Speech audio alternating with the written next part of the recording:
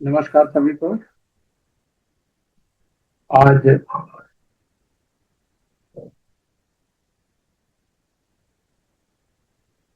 बहुत प्रसन्नता हो रही है इस कोर्स को लॉन्च करने में, जिसका नाम है ग्राम्य स्वास्थ्य सहायक। 1 महीने का सर्टिफिकेट मिलेगा। मैसेज कर सकते हैं, ठीक है। और आपको रिकॉर्डिंग मिलेगी ऐप पे, यूट्यूब पे भी अपलोड करेंगे। तो जल्दी से जल्दी इसको ज्वाइन करिए।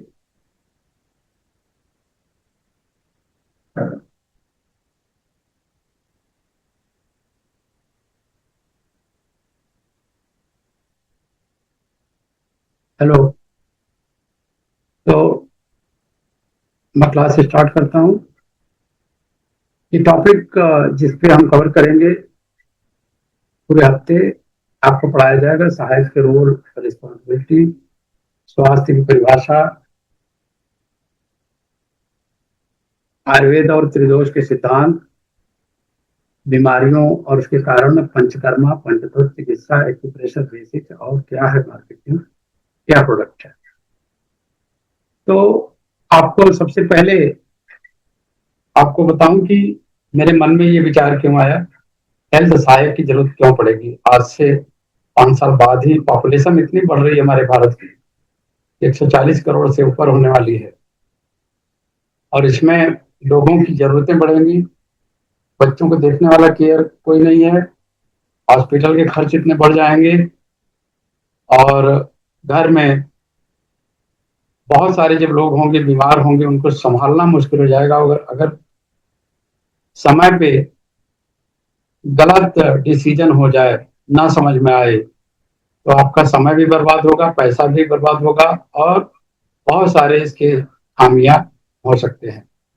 तो हेल्थ सहायक का जो हमने सोचा था कि किस तरीके से हम करेंगे इसको, हम आपको बेसिक लेवल की एक ट्रेनिंग देंगे, जिसमें आपको सबसे पहले डायग्नोस्टिक के बारे में बात करेंगे, स्वास्थ्य के बारे में बात करेंगे, डाइट के बारे में बात करेंगे, नेचुरल हैबिट के बारे में बात करेंगे, जिससे कि आपको ये समझ में आ जाए कि पहले स्वस्थ रहना किसको कहते हैं। अगर मेरे से आप पूछेंगे तो हर आदमी बीमार है, हर आदमी बीमार है। किसी को फैटी लिवर है, किसी को थायराइड है, किसी को बीपी है, आज 90% से ज्यादा लोगों को डायबिटीज है। तो हम क्या कर सकते हैं इसके लिए, हम अगर ध्यान से इसको डेली सीखें और समझें। फॉर एग्जाम्पल अगर मैं उदाहरण दूं कि अगर आपको हार्ट बर्न हो रही है, यानी सीने में जलन हो रही है, तो इसके 3 कारण हो सकते हैं।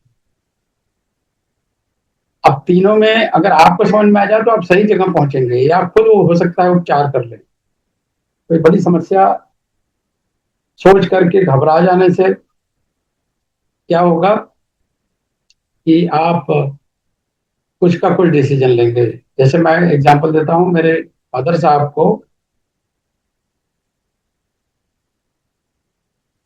हमारे पास ऐसे बहुत सारे मरीज आते हैं जिनमें समस्या बहुत थोड़ी होती है, लेकिन हॉस्पिटल में जाते हैं और बहुत लंबा खर्चा उनका हो जाता है।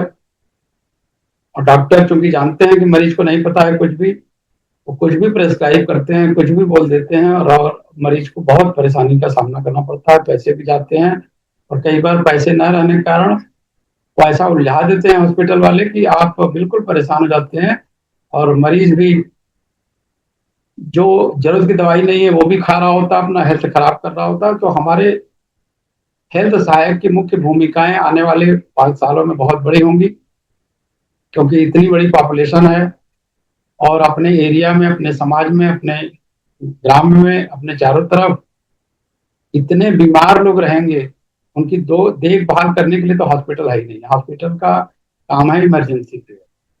अब इमरजेंसी में जाते हैं, लाखों रुपए जमा करते हैं, आपका सर्जरी होता है, और दवाएं ऐसी दी जाती हैं जिसका साइड इफेक्ट भयंकर है। तो हम आयुर्वेद की मदद से अगर ये समझ लें कि हेल्थ क्या है, स्वास्थ्य क्या है, बीमारियां कब नहीं होंगी, इस कंडीशन में नहीं होंगी और बीमारी है भी कि नहीं, सबसे बड़ी समस्या ये।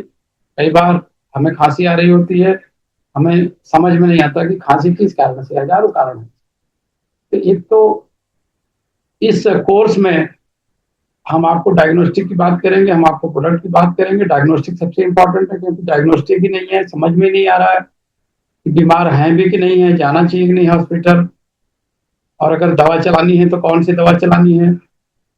और अगर आप एडवांस लेवल की भी जिम्मेदारी समझते हैं, जानकारी है आपको, तो आप स्वयं बैठ के कहीं ना कहीं आप ट्रीटमेंट कर रहे होते हैं हजारों लोगों का, स्वास्थ्य लाभ भी मिलता है, जीविकोपार्जन भी होता है, अर्थ भी मिलता है, और प्लस जो लोगों की दुआएं हैं, जो समय बचता है, पैसा बचता है, वो एक अलग भूमिका अदा करता है समाज को।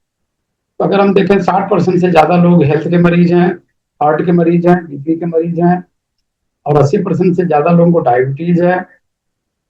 और बच्चे बहुत कम उम्र से मोटापे का शिकार हो रहे हैं, जंक फूड भयंकर खा रहे हैं, क्योंकि आज स्वास्थ्य के नाम पे मिलावट परोसा जा रहा है हर जगह। और क्योंकि एडवर्टीजमेंट देख के बच्चे खाना खाते हैं, तो उनको घर का खाना भी अच्छा नहीं लगता है। तो हेल्थ सहायक की भूमिका एक उस वकील की तरह हो जाती है, दोस्त की तरह हो जाती है, जिसकी रिक्वायरमेंट आने वाले 5 साल में हर परिवार को होगी। और चूंकि मैं जो प्रैक्टिस करता हूँ उसमें देखता हूँ, मेरे पास दिन भर में कम से कम 20 फोन आते हैं ये जानकारी के लिए कि हमको ऐसी समस्या है, क्या करना चाहिए, हम कौन सी डाइट लें, क्या बड़ी समस्या है, क्या हमें हॉस्पिटल जाना चाहिए। तो उनका लाखों का खर्चा भी बचता है ऑनलाइन कंसल्टेंसी से, और जरूरत पड़ती है तो हम अपनी फार्मेसी की दवाएं भी उनको भेज देते हैं। तो हेल्थ सहायक के रूप में अगर हम देखें, तो डॉक्टरों की देख रेख में अगर आप रहते हैं तो बहुत अच्छे से मरीजों की बुनियादी देखभाल कर सकते हैं, उनको सहायता प्रदान कर सकते हैं, उनको टाइम पे मेडिसिन प्रोवाइड कर सकते हैं।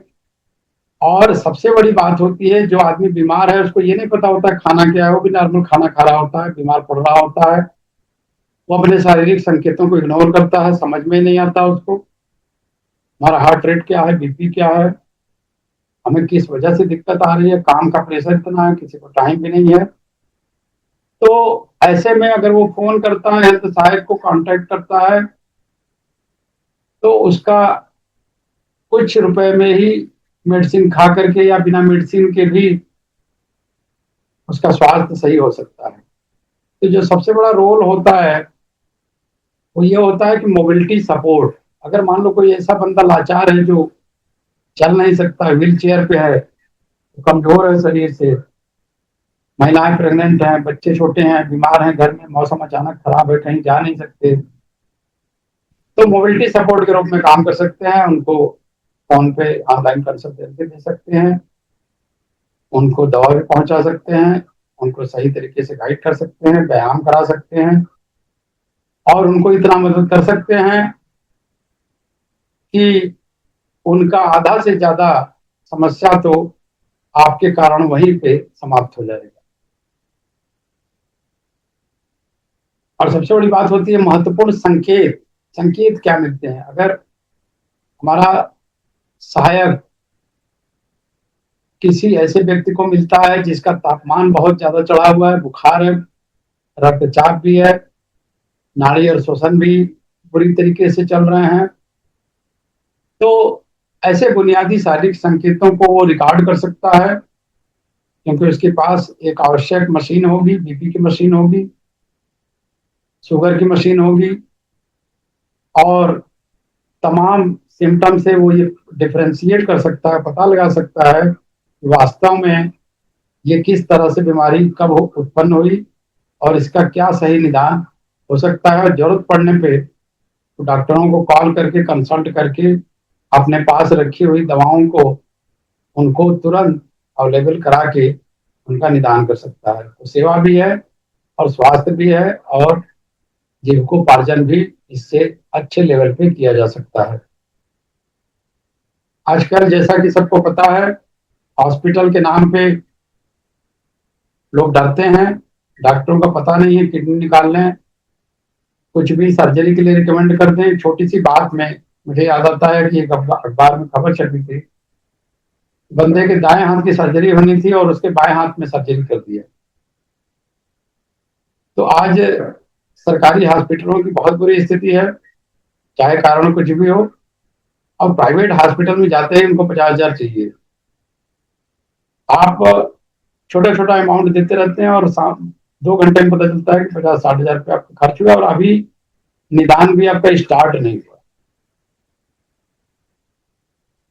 तो सबसे बड़ा पैरामीटर होता है समझना संकेतों को, क्या सिम्टम्स हैं, क्या लक्षण है, किस तरह से बीमार हुआ बंदा, क्या खा के बीमार हुआ, 2 दिन पहले क्या खाना खाया था, क्या डाइट लिया था, कहाँ गया था, किस तरह का पानी पिया था, कहीं भोजन की वजह से ही तो नहीं बीमार हो गया, या कहीं ऐसा तो उसने ले लिया हो। जैसे कि बनाना शेक का बड़ा फैशन है, और मेरे पास ऐसे तमाम मरीज आते हैं जो ये कहते हैं कि हमको खुजली डॉक्टर साहब 2-3 दिन से बहुत आ रही है, खांसी भी आ रही है। जब पूछता हूँ कि भाई आपने 2 दिन पहले क्या खाया था, तो बताते हैं कि शाम को बनाना शेक बर्फ में डाल के खाया था, इसकी वजह से हमें ये स्टार्ट हुआ। तो जब मैं पूछता हूँ कि बनाना शेक पहली बार लिया है या हमेशा लेते हैं, तो उनके आंसर उनके आप हैरान रह जाएंगे। ये विरुद्ध आहार की जानकारी न होने से वो ऐसा डेली करते हैं। तो एक विरुद्ध आहार की भी लिस्ट में दूंगा आपको, और यही डायग्नोस्टिक है। पहले दवा नहीं चला देना है, खुजली हो रही तो खुजली की दवा, बुखार है तो बुखार की दवा नहीं। आयुर्वेद ये कहता है कि आपको जड़ पकड़ना है। अगर बंदा बीमार कह रहा है तो वो अपने आधे सिम्टम बता रहा है, उसको भावनात्मक सपोर्ट भी देना है और उससे देर तक बातें करना है। हो सकता है बहुत सारे सिम्टम को वो छिपा रहा हो। तो आयुर्वेद ये कहता है कि सारे सिम्टम की जानकारी आपको होनी चाहिए, जैसे कि प्यास कितनी बार लगती है, लैट्रिन कितनी बार जाता है, कमजोरी तो नहीं महसूस हो रही है, कोई और समस्या है, बीपी है, लीवर है, थायराइड है। इस तरह की अगर कोई भी समस्या है तो सब चीजों को नोट करना।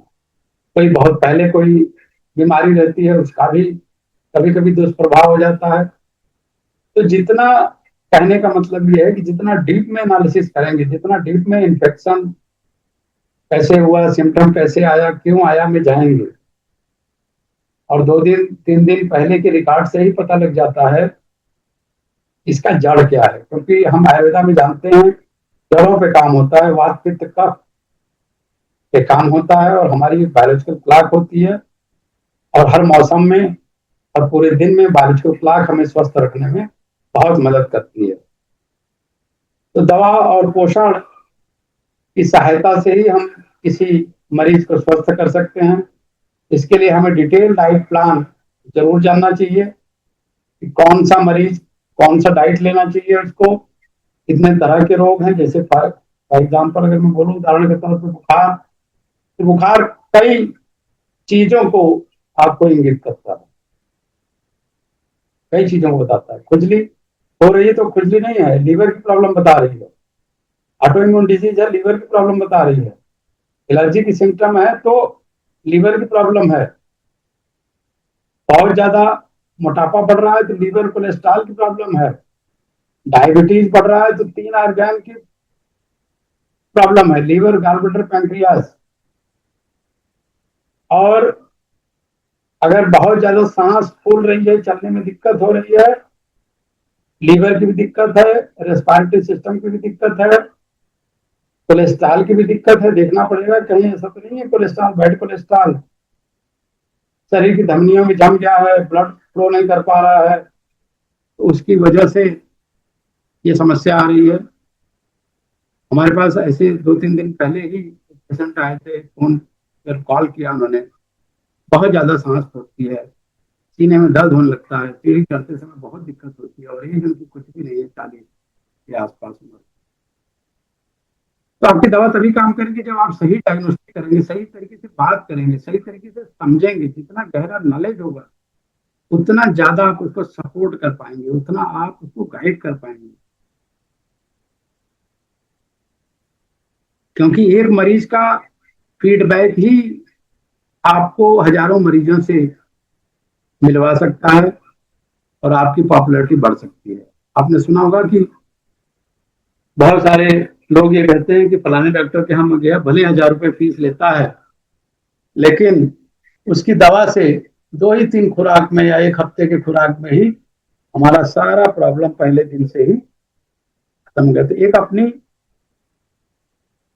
रिपोर्ट बनाने की मैकेनिज्म को डेवलप करना है, सही डायग्नोस्टिक करना है, सही डाइट प्लान जानना है, और सबसे बड़ी चीज है विश्वास। विश्वास नहीं है तो कुछ नहीं है। पैसा तो आदमी दे देगा, लेकिन विश्वास आप नहीं कमा सकते।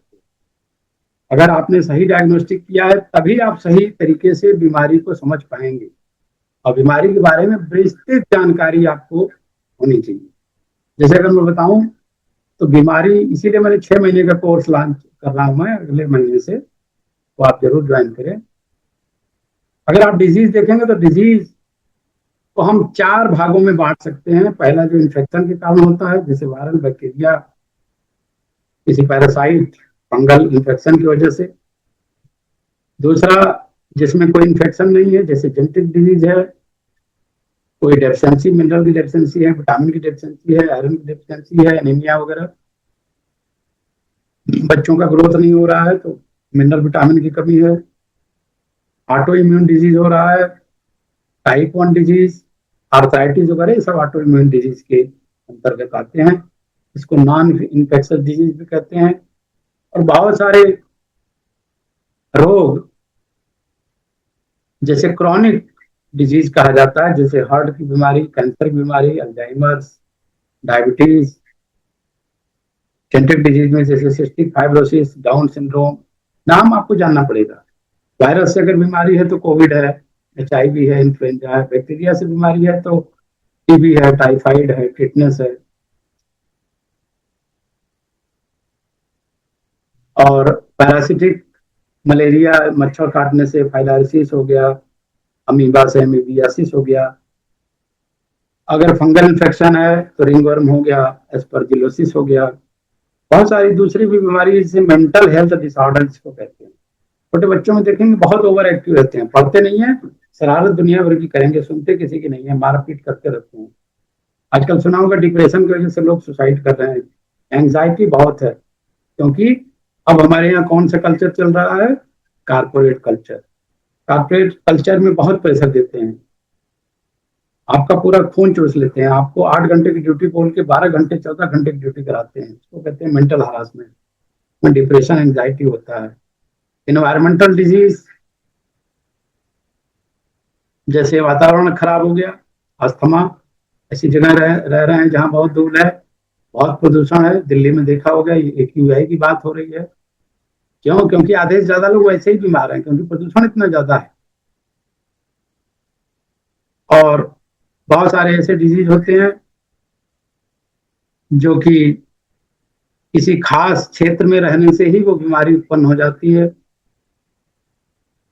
और अगर हम चौथा क्लासिफिकेशन देखें डिजीज का, तो कहाँ पे रहते हैं उसके हिसाब से जो बीमारी होती है। जैसे इपिडेमिक हो गया, सुना होगा आपने, कई बार इपिडेमिक फैल गया।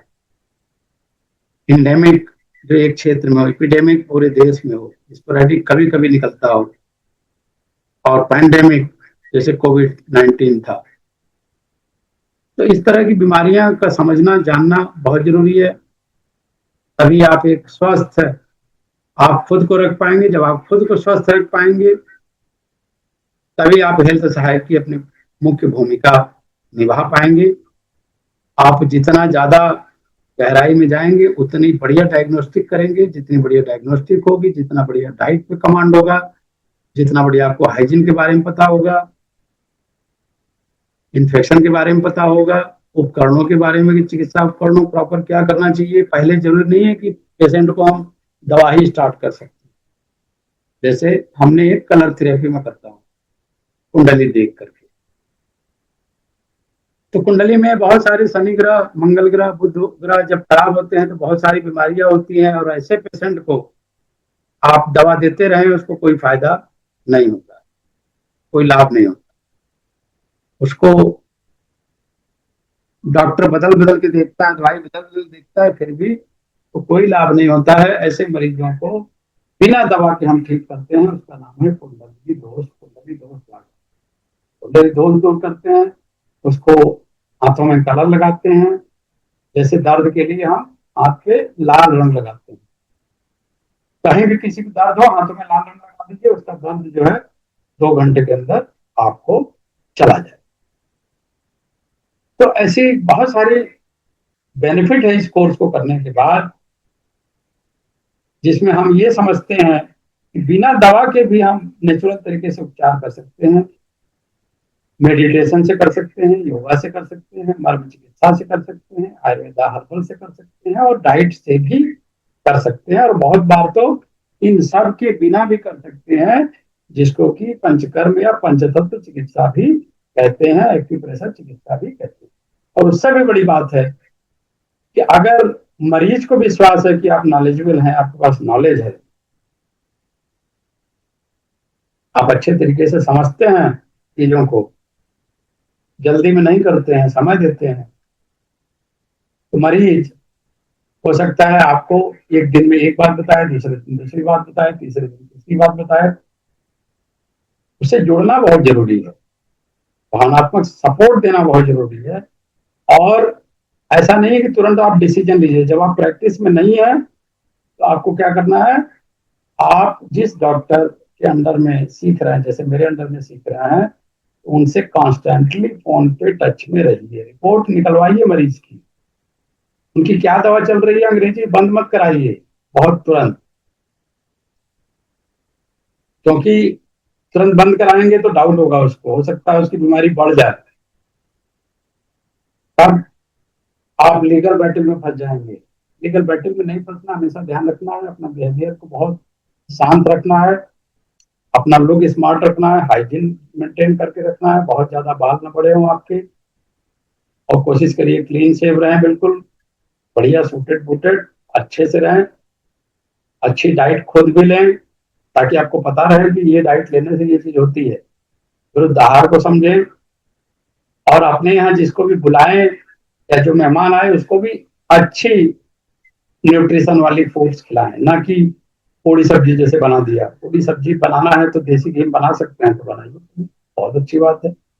सब्जी खानी है तो बिना आलू के बनाइए, कोशिश करिए, क्योंकि आलू से शुगर बहुत बढ़ता है, हर चीज में शुगर है। घर में कोशिश करिए कि चीनी का बहुत कम प्रयोग हो, क्योंकि चीनी सब समस्याओं की जड़ में है। और जितने ऑटो इम्यून डिजीज हैं वो निसंकोच मैं कह सकता हूं कि वो चीनी के कारण होते हैं। बहुत ज्यादा दूध की चाय और चीनी की चाय पीने से पेट में अल्सर, एसिडिटी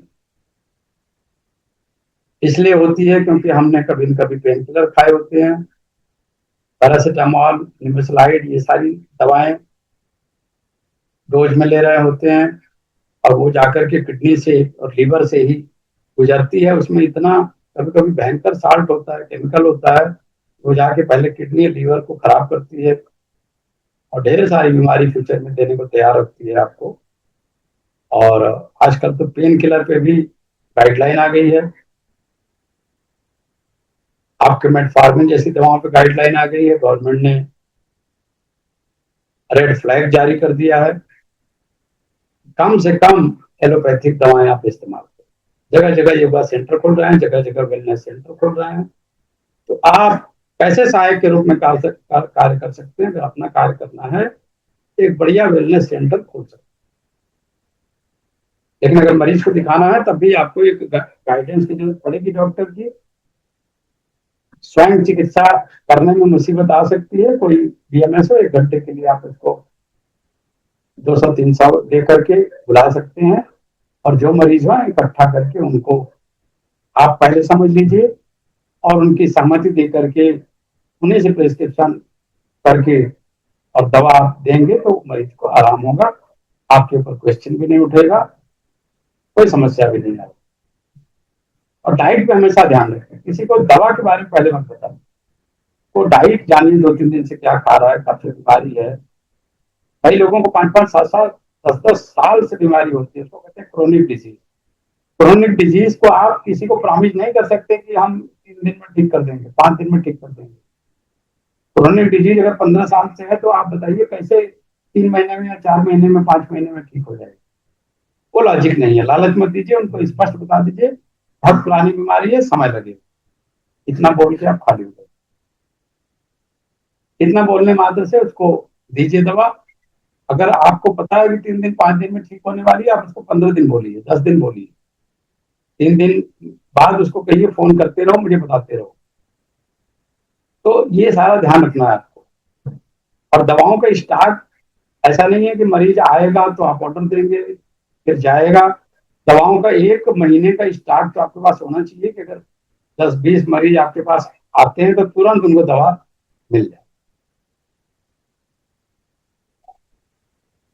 और एक अपना डायरी रखिए जिसमें मरीज का नाम, फोन नंबर, उसका उम्र, उसको पहले से कौन सी बीमारी थी, बीमारी है वर्तमान में, उसको बीपी है कि नहीं, थायराइड है कि नहीं, उसको शुगर है कि नहीं, उसको हार्ट की समस्या है कि नहीं, पूरा रिपोर्ट कार्ड एक बना लीजिए। क्योंकि जब तक रिपोर्ट कार्ड नहीं बनाएंगे, रिपोर्ट कार्ड अगर कोई रिपोर्ट है तो वो मंगा लीजिए, उसमें cholesterol, lipid profile, uric acid, urine, blood report, CBC, report ही आपके डायग्नोस्टिक की जान है। चाहे वो देख करके, चाहे सिम्टम बेस, चाहे आपकी जो जो भी रिपोर्ट है उसने कराया है, जो भी हॉस्पिटल से दवा ले रहा है, आप उनको हिदायत दीजिए कि जब हमारी दवा से लाभ होने लगे तो अंग्रेजी दवा धीरे धीरे करके बंद करें, खाना बंद करें, ताकि कभी आपके ऊपर ब्लेम न कर सके इन्होंने दवा बंद कराई इसलिए मेरा ऐसा हो। हमेशा मरीज आजकल क्या करते हैं, ब्लेम गेम का ज्यादा गेम करते हैं, आपके ऊपर ब्लेम करेंगे। ठीक है, तो आपको इस बात को समझना है कि ब्लेम गेम वाले चक्कर में ना फंसे। ठीक है, और अगर आपको कोई क्वेश्चन है तो आप मुझे व्हाट्सएप पर डिस्कस कर सकते हैं डेली, या मीटिंग में भी डिस्कस कर सकते हैं। लास्ट के 10 मिनट डिस्कशन के लिए भी खोलेंगे। रेगुलर क्लास को ज्वाइन करिए और स्वयं अध्ययन करिए। नोट्स आपको मिलेंगे ऐप पे, वीडियो भी ऐप पे मिलेगा, और वहीं आपको देखना है।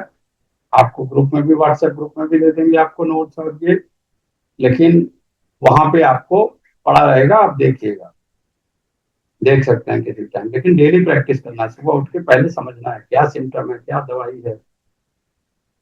और जैसे ही ये जो मीटिंग बंद होता है तो तुरंत आप उसी लिंक से ही दोबारा ज्वाइन कर लीजिएगा, क्योंकि ये 40 मिनट का होता है तो 40 मिनट लगभग पूरे होने वाले। तो दवा और पोषण की अगर बात करें तो बच्चे की पोषण डाइट अलग होती है, एक प्रेग्नेंट लेडीज की डाइट अलग होती है, एक एजेड पर्सन की डाइट अलग होती है। सबका डाइट अलग होता है। घर में जब कॉमन खाना बनता है तो सबसे ज्यादा दिक्कत उन लोगों को होती है जो कि ऐसी डाइट नहीं ले सकते। जैसे चावल, दाल, सब्जी, रोटी, ये कॉमन खाना बनता है। अचार, अब अचार अगर किसी ऐसे मरीज को दे देंगे जिसको चर्म रोग है, लीवर की समस्या है, कि बीमारी बढ़ जाएगी। तो ये ध्यान देना, डाइट की वजह से बीमारी कभी कभी बढ़ जाती है। तो डाइट में इंस्ट्रक्शन बहुत जरूरी है। जैसे हमें पालक खाना चाहिए कि नहीं, पालक किसको नहीं खाना चाहिए, पालक किसको खाना चाहिए, पालक उसको खाना चाहिए जो स्वस्थ है। लेकिन जो किडनी की बीमारी से जूझ रहा है उसको पालक आप नहीं खिला सकते, उसको पत्तेदार सब्जी नहीं खिला सकते। क्यों नहीं खिला सकते? क्योंकि पत्तेदार सब्जियों में पोटेशियम बहुत ज्यादा होता है।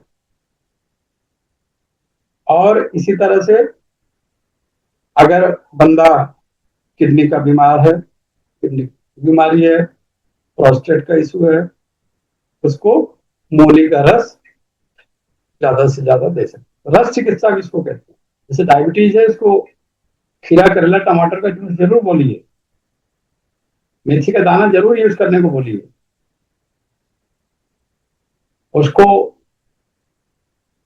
अंकुरित चना खाने से मना करिए। उसको जो डाइजेशन नहीं कर पा रहा है, जिसको ऑलरेडी डायबिटीज है, लीवर कमजोर है, उसको एकदम इंस्ट्रक्शन दे दीजिए कि आपको हेवी चीजें नहीं खाना है, तली भुनी चीजें नहीं खाना है, आपको आलू नहीं खाना है, आपको केला नहीं खाना है। क्या खाना है? वो जरूर बताइए उनको। किडनी की बीमारी को, किडनी के बीमार पेशेंट को अगर आप बोलेंगे दालें खाओ तो और ज्यादा बीमार पड़ेगा, उसका यूरिक एसिड बढ़ता रहेगा।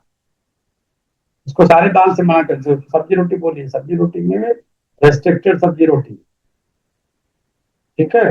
क्योंकि दवा कोई भी हो एक लिमिट होती है, और आयुर्वेदा कहता है 2 से 3 ग्राम का दवा होना चाहिए प्रॉपर असर करने के लिए। 40 किलोग्राम से लेके 60 किलोग्राम, 65 किलोग्राम एक एवरेज वजन होता है। तो अगर हम किसी भी रोग को देखें तो 3 भागों में बांट सकते हैं। एक रोग जो बहुत शुरुआती दौर में है, दूसरा रोग जो मिडिल अवस्था में पहुंच गया है, और तीसरा रोग जो बहुत एडवांस अवस्था। तो एडवांस अवस्था के लिए अलग डोज होगा, मिडिल स्टेज में जो है उसका अलग डोज होगा। और आप मरीज को क्लियर कर दीजिए, आप सुनते ही भाई आपका बहुत एडवांस बीमारी है, इसमें डोज भी ज्यादा लगेगा, पैसा भी ज्यादा लगेगा। पैसा बचाने की कोशिश मत करिए, दवाएं बहुत महंगी है। दवाओं का कैलकुलेशन करेंगे मार्केट से तो अच्छी दवाएं आपको महंगे रेट पे मिलेंगी, लेकिन वो बढ़िया काम करेंगी, बिना साइड इफेक्ट के काम करेंगी, आपको किसी फ्यूचर मुसीबत में नहीं डालेंगी। इसलिए आप हमेशा ऐसी दवाओं का यूज करें जो कैप्सूल फॉर्म में हो। पाउडर फॉर्म में बहुत रेयरली यूज करिए। लिक्विड फॉर्म में ले रहे हैं तो फ्रेश लीजिए बनवा के, वो ज्यादा अच्छा काम करेगी।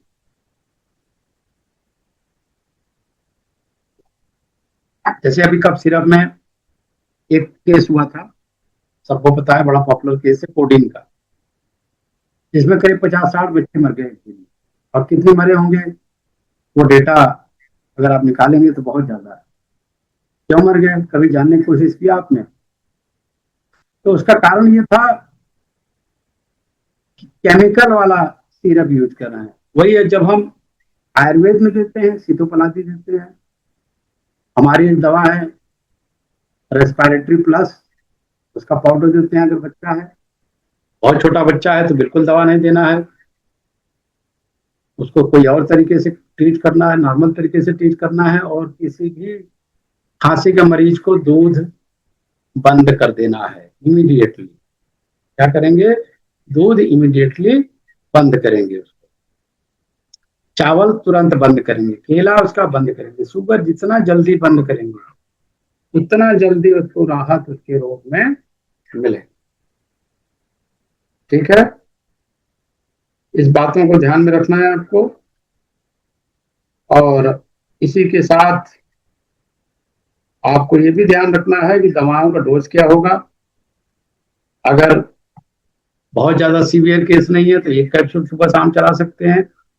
जैसे मैं बता दूं आपको, बहुत सारी दवा है जिसके बारे में आपको जानना चाहिए। जैसे नीम करेला जामुन हमारी दवा है डायबिटीज के लिए, जिसका HbA1c बहुत ज्यादा रहता है, उसको हम एक कैप्सूल सुबह शाम देते हैं, जिसका 7 से 9 के बीच, 7 से 7 तक है। जिसका 7 से 9 है उसको 2 कैप्सूल सुबह, 2 कैप्सूल शाम को। इसी तरह से जैसे कोलेस्ट्रॉल प्लस है, किसी को हार्ट ब्लॉकेज है, फैटी लीवर है, तो फैटी लीवर के साथ हमने कोलेस्ट्रॉल प्लस दे दिया सुबह शाम एक कैप्सूल, अगर शुरुआती दौर में है। नहीं तो फिर 2-2 कैप्सूल उसको देना पड़ सकता है, और 1-1 ग्राम का ये कैप्सूल है। इसी तरह से सिम्टम आपको देख के ही दवा चलानी है। सिम्टम नहीं है दवा चला देंगे, कुछ का कुछ होने लगेगा। अब अगर मान लीजिए कोलेस्ट्रॉल की बात करें, कोलेस्ट्रॉल हर बंदे को है, उसका लक्षण जब आएगा तभी वो बीमार होगा, तभी आपको रिपोर्ट करेगा। पहला लक्षण है चलने, सीढ़ियां चढ़ने में उसको सांस फूलेगी, अत्यधिक थकान कमजोरी होगी, और हाथ पैरों में झंझनाहट। हर आदमी को, आप हर तीसरे आदमी को कहते हुए बोलेंगे, सुनेंगे कि कहता है कि हम डॉक्टर साहब सब ठीक है, बस पैरों में झंझनाहट बहुत तेज होती है। तो ये उच्च कोलेस्ट्रॉल के लक्षण हैं, और ये तब तक नहीं हो सकते जब तक कि आपके धमनियों में पूरी तरह से कोलेस्ट्रॉल, बैड कोलेस्ट्रॉल जमा न हो गया हो। और आप देखते होंगे आंखों के चारों तरफ काले पीले धब्बे भी हो जाते हैं, घेरा बन जाता है। ये भी कोलेस्ट्रॉल, अत्यधिक कोलेस्ट्रॉल का लक्षण है, बैड कोलेस्ट्रॉल। तो उस केस में ये कोलेस्ट्रॉल प्लस आप चला सकते हैं, आपके दिमाग में दवा आ जाएगी। आपको इतना नॉलेज हो जाएगा। इसी तरह से हमारी डायबिटिक किट है। डायबिटिक किट क्यों देना पड़ता है, इसका विस्तार से अध्ययन करेंगे तो आपको पता चलेगा कि इसमें 3 ऑर्गन फेल हो रहे हैं, लीवर, गॉलब्लैडर, पैंक्रियाज, और इस वजह से इनको किट नहीं देंगे तो उनको तात्कालिक लाभ तो मिल जाएगा, लेकिन लंबे समय तक उनकी बीमारी बनी रहेगी और उनको बहुत अच्छा काम नहीं करेगा। इसलिए डायग्नोस्टिक पे और किट पे जरूर ध्यान दीजिए, कॉम्बिनेशन पे। पैसे की चर्चा उनको अंत में करिए, लाभ की बात करिए, उनको समझाइए, क्योंकि हर मरीज चाहता है कि 10 ही रुपया में काम हो जाए, और ऐसा नहीं होता। आयुर्वेद में इलाज स्टार्ट ही होता है 1500 से 2000 के बीच में, और कभी कभी 6-7 हजार तक, 8 हजार तक कैंसर की दवाएं जाती है। तो आप लोग अगर इस प्रोडक्ट को अपने क्षेत्र में फैलाते हैं, इसको लोगों को सेल करते हैं, तो 40 से 50 की क्वांटिटी हर प्रोडक्ट की लेने पर हम आपको 50% तक की छूट दे सकते हैं मैक्सिमम, क्योंकि बहुत ज्यादा हेवी कॉस्ट है और फायदा कर रही चीजें। लेबर कॉस्ट लगना, मटेरियल कॉस्ट लगना, और एक एक ग्राम के कैप्सूल, जहां आयुर्वेद की ज्यादातर दवाएं उसी दाम, कम दाम में आपको मिलेंगी। जैसे हमने 700 की दवा दी है तो 1 ग्राम की है 60 कैप्सूल, लेकिन वो 0.25 ग्राम की देते हैं, आपको 350 के देंगे। तो आप 4 गुना जब कैप्सूल खाएंगे 0.25 ग्राम की, तब जाके वो फायदा करेगा। तो आप कॉस्ट जोड़ लीजिए कि आपने आधी कॉस्ट में खरीदा जरूर है, लेकिन वो किसी काम की नहीं, और 4 गुना हम उसका दे रहे हैं आपको उससे आधी कॉस्ट में। तो कॉस्टिंग का इस तरह से जोड़ना है कि क्वांटिटी कितनी दवा की है, ठीक है। इसी तरह से फॉरफिट गोल्ड, महिलाओं में सबसे पॉपुलर दवा हमारी है वेट लॉस के लिए, जिनको हार्मोनल इम्बैलेंस बहुत बना हुआ है, उनको हम फॉरफिट गोल्ड चलाते हैं वेट लॉस के लिए। बहुत अच्छी दवा है ये, करीब 1250 से लेकर 2250 तक की जाती है, डिपेंड ऑन द कैप्सूल। इसी तरह से कब्ज सफा, आदमी, हर आदमी को आज कब्ज की बीमारी है, और कब्ज की वजह से कितनी समस्याएं होती हैं, कितनी बीमारियां होती हैं। तो कैसा भी हार्ड स्टूल हो, कैसा भी दिक्कत हो, आप इसको 1 चम्मच सुबह गर्म पानी के साथ लीजिए, और आधे घंटे बाद आपको बिल्कुल कब्ज से छुटकारा मिल जाएगा, और 3 से 4 महीना लेने पे हो सकता है जड़ से ही आपकी खत्म हो जाए। ये एक्स्ट्रा पावर रोटी है, बहुत सारे लोगों को बहुत वीकनेस रहती है। तो एक्स्ट्रा पावर रोटी की हम बात कर रहे थे। एक्स्ट्रा पावर रोटी उन लोगों के लिए बहुत अच्छी दवा है जिनको स्टेमिना की कमी है, वीकनेस रहती है, कुछ भी खा लें पी लें, हमेशा कमजोरी बनी रहती है शरीर में। उनके लिए 20 से 24 जड़ी बूटियों से बना हुआ ये दवा बहुत ही कारगर है, बहुत ही अच्छा है। इसमें शिलाजीत से लेके कौच बीज से लेके बहुत सारे जड़ी बूटियों का कॉम्बिनेशन है। तो इस पे आपको एडवांस कोर्सेस में हम बताएंगे कि कैसे कॉम्बिनेशन बनाया जाता है, कितना ग्राम रखा जाता है, कब वो काम करेगा। इसी तरह से बीपी जिसका बहुत हाई रहता है, उसके लिए हमने बहुत अच्छी दवा बनाई है, बीपी केयर प्लस। बहुत अच्छी दवा है, इसको सुबह